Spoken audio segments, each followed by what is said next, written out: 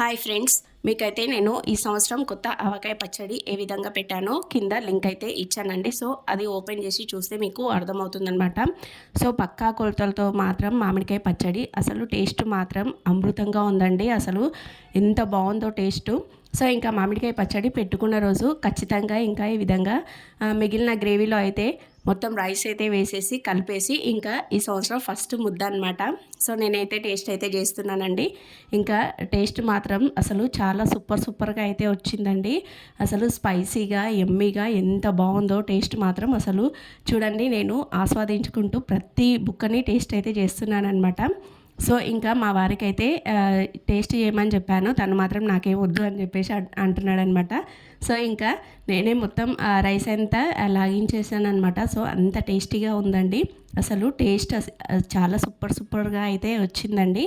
So కింద link అయితే ఇస్తాను. ఓపెన్ చేసి కావాలనుకున్న వాళ్ళు ఖచ్చితంగా వీడియో మొత్తం ఎండ్ వరకు అయితే చూసి ఎలా ఏంటి అని చెప్పేసి నాకైతే ఖచ్చితంగా కామెంట్ చేయండి ఫ్రెండ్స్. అదేవిధంగా రెసిపీ మామిడికాయ పచ్చడి ఏ విధంగా వచ్చింది ఏంటి అని చెప్పేసి కూడా కామెంట్ చేయండి. ఓకేనా ఫ్రెండ్స్?